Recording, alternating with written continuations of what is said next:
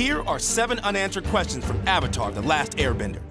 First of all, what happened to Zuko's mother? This is the giant unanswered question from the series. A quick recap of the whole succession drama. Second in line, Ozai asked Fire Lord Azulon to pass the throne to him, not his brother Iroh, after Iroh's son died in battle. Azulon was not having it, and he wanted to punish Ozai by making him kill his own son, Zuko. Dad's going to kill you. Really, he is. Haha, Azula. Nice try. Fine, don't believe me, but I heard everything. Grandfather said Dad's punishment should fit his crime. You must know the pain of losing a firstborn son by sacrificing your own. This is where Zuko's mother comes in. Ursa found out that her husband was going to kill her son, so she made a terrible bargain to save Zuko's life, and then disappeared. Where's Mom? No one knows. Oh, and last night, Grandpa passed away.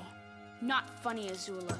So, throughout Avatar: The Last Airbender, Zuko's trying to find out what happened to Ursa, and he finally asks his father. Why are you really here? Because you're going to tell me something. Where is my mother? But before we get any answers, the entire series ends. That can't be it. Where's the rest of it? Later on in the comics, Zuko and Azula actually teamed up to find their mother.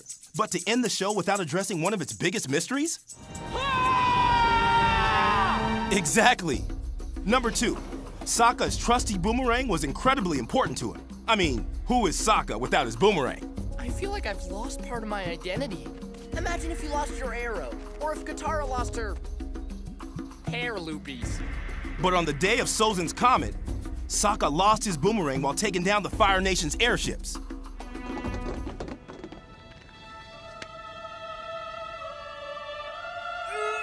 I don't think Boomerang is coming back, Toph. After the war, it doesn't look like Sokka has his boomerang. But did he ever get his trusty boomerang back? Did he make a new one? Did he just not use a boomerang ever again? Like that would ever happen. Boomerang! You do always come back. And while we're talking about Sokka's weapons, did Sokka ever retrieve his space sword?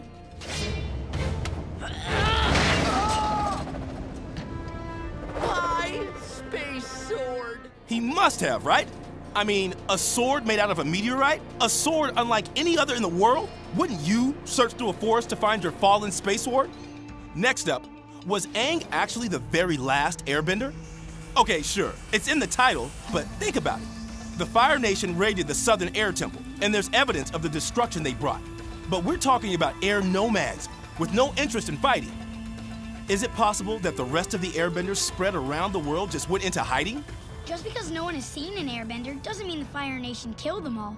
Keep in mind, the Fire Nation didn't have any airships 100 years ago, and the airbenders have gliders and flying bison. So how do we know with total certainty that Aang is the last airbender? And speaking of nomads, what happened to Guru Patik? He trained Aang to access and control the Avatar state by opening all 7 of his chakras. But Aang left before he could open his 7th chakra, and Patik's last words to Aang were pretty ominous. Katara's in danger. I have to go.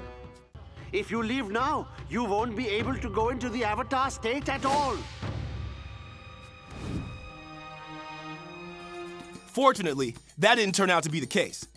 Aang was able to return to the Avatar state, defeat Fire Lord / Phoenix King Ozai in the war, and restore balance to the world.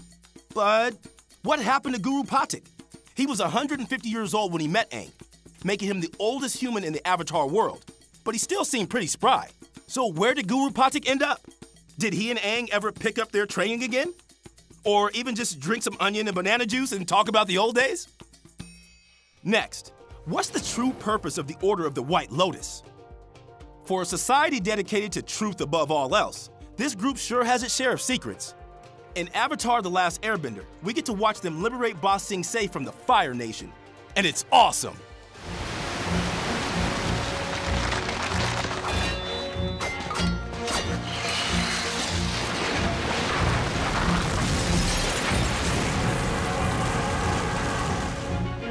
Later, they'd help protect and train the Avatar. But why was the Order of the White Lotus formed? Why did they have to go into hiding in the first place? And just how much power does this secret society have to shape world events? And finally, what if Lu Ten had survived the siege of Ba Sing Se? Would Iroh have become the next Fire Lord? What would have happened to the Fire Nation and the war? It's easy to say that he would have ended the 100 Years' War in a second. Zuko even asked him to fight Ozai and take the throne. But don't forget that before his son's death, Iroh was a high-ranking commander in the Fire Nation army, and he did orchestrate a brutal siege on the Earth Kingdom capital. I hope you all may see it someday, if we don't burn it to the ground first.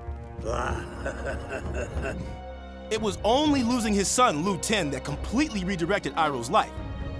If Lu Ten had survived, would Iroh have been a completely different character from the wise mentor and spiritual guide that we know? Would Zuko have ever tried to hunt down the Avatar? If Lu Ten had survived, would this be a completely different show?